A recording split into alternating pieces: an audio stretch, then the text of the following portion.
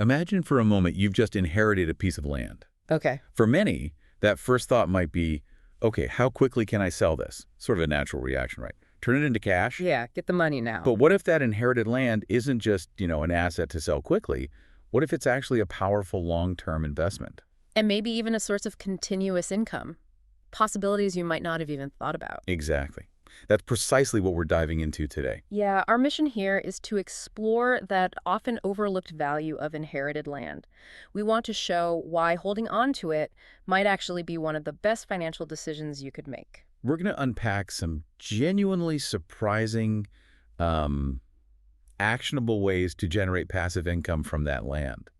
We're drawing insights from expert perspectives on land management. Hopefully you'll have some real aha moments. Yeah, get ready for those. We'll reveal specific practical ideas, things that can turn what feels like a burden into, well, a hidden financial gem. Let's dig in. Okay, so what's really fascinating when you look at the material we reviewed Is how consistently land is presented as like one of the very best investments available and a prime asset to keep if you inherit it. We hear a lot about real estate being solid, sure, but land itself, Wow. it seems to have this unique status.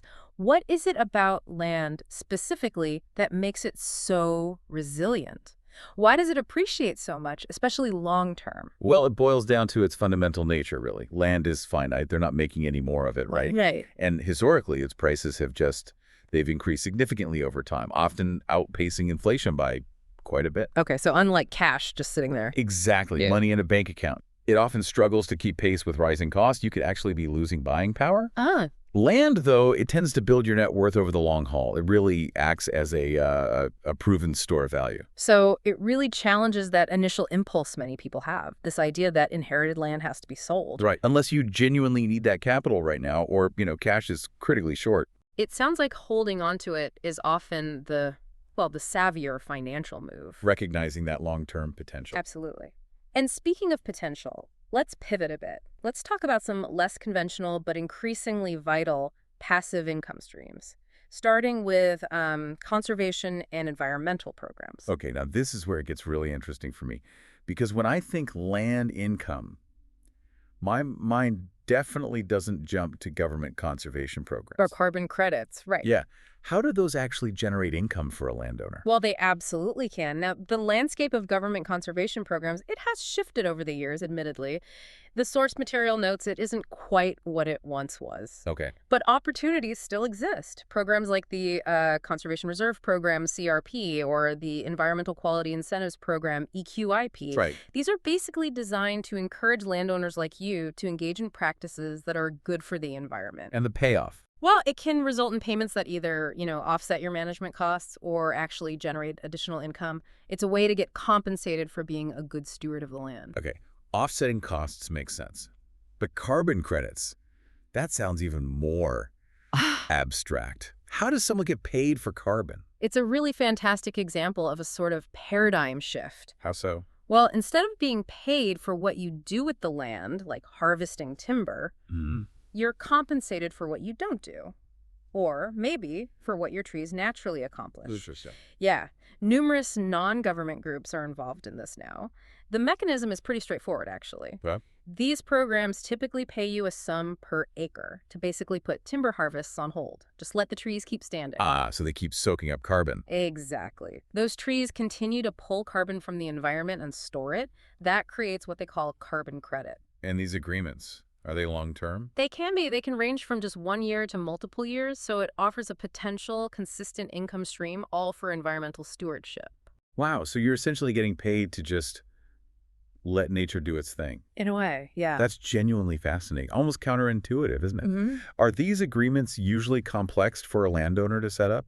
Well, they've become more streamlined over time. There are various organizations now that act as intermediaries, which helps. It's definitely a growing market. Good to know. Now, maybe shifting gears a little, for those who might have, say, existing buildings on their inherited land, or even just acreage that's strategically located. Right, like near a town or something. Yeah. What are the more direct rental and storage opportunities we should be thinking about? Good question. If there's already a house or maybe a little cabin on the property, I imagine there are possibilities there, Exactly right.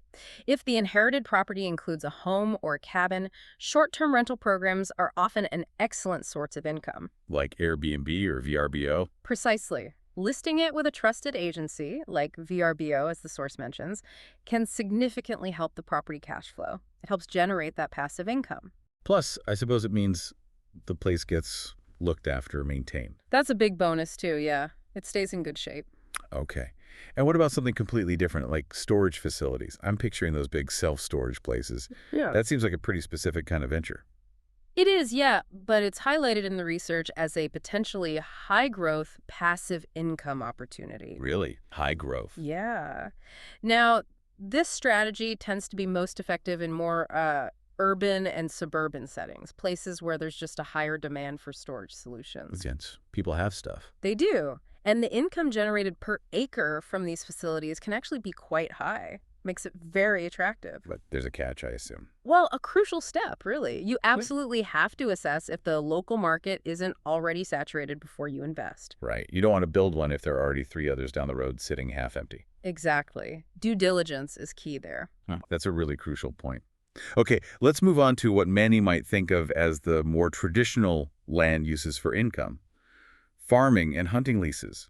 These feel like the classics. They are classics, and for good reason. They're among the most common forms of passive income from land ownership. And often quite profitable. And potentially among the most lucrative, yes. Leasing out farming rights is, well, it's a standard for a reason. So if your inherited land has good soil. If it has tillable acreage, you can lease it to a crop farmer. But it's not just about prime cropland. Huh? No, if it's maybe a rougher ground, but it still offers, say, pasture lands or maybe hay fields, you can lease that out to a livestock farmer, for cattle, goats, sheep, that kind of thing. So it covers a wider range of land types. So it's really about the whole agricultural spectrum. Gotcha. And hunting rights, you mentioned those too. That sounds like it could even complement those conservation efforts we talked about earlier. It absolutely can, yeah. Especially if the wildlife populations on your property are healthy. Leasing out hunting rights is often described as a sort of symbiotic leasing arrangement. It complements agriculture leases really well. How so? Symbiotic. Well, this is key. A landowner can often lease out both farming rights to one group Right. and hunting rights to a completely different group. So you're essentially creating dual income streams from the exact same piece of land. Ah, I see. Layering the income. Precisely. And it often ties back nicely to those government conservation programs, too, potentially creating multiple layers of income and stewardship benefits. That's a really powerful combination. It definitely makes you rethink how much value you can unlock from just one piece of land. Mm-hmm. But like with any inherited asset, especially one shared maybe among family, there are always those crucial family and legal considerations, things you need to address right up front. Oh, absolutely. This is often where things can get complicated. Yeah. It really raises a fundamental question right at the start. Does everyone inheriting the property actually want to keep the land in the family? Or does someone prefer to sell their share? Getting everyone on the same page. Achieving that family consensus is paramount. Without it, trying to move forward with any of these strategies can be incredibly difficult, even impossible. Okay, so let's say everyone does agree to keep it. What's the next critical step then? Well, if the decision is to keep the land long term, it absolutely needs to be formally integrated into the family's estate plan. To avoid problems down the line. Exactly. To ensure smooth transitions for future generations. But beyond that, it's also vital to look at all the legal implications. Like what? Well, things like understanding the liability associated with the property. How do you deal with potential trespassers? What are the local zoning laws or restrictions? There are legal nuances that come with land ownership. So it's really about being proactive, understanding the responsibilities that come with the asset, not just the potential income. Yes, precisely. Being prepared. And it's always important for us to reiterate, as our sources make clear, what we're discussing here isn't financial advice or investment advice or legal advice. No, definitely not. These are simply potential ideas, possibilities for generating income from land based on the research. Right. It's about exploring the possibilities that exist beyond that first impulse, which is often just to sell. Exactly. Thinking a bit broader. So to recap then, Yeah. we've journeyed through a really diverse set of strategies today. Ways to transform inherited land from just a potential quick sale Right. into potentially a thriving long-term asset.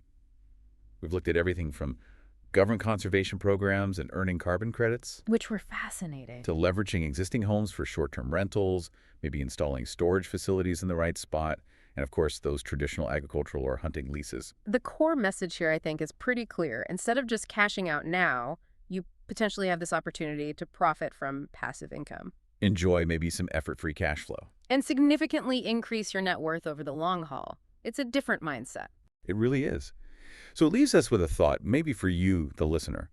When you look at assets, whether it's inherited land or maybe something else you've acquired, Mhm. what other overlooked possibilities might exist? Things that, with a little creative thinking, maybe a deeper dive like this one, Mm. could become unexpected sources of value or continuous income. Or even perhaps a way to contribute to something bigger, like conservation, rather than just being a simple one-time transaction. Yeah, something to definitely mull over for your own holdings.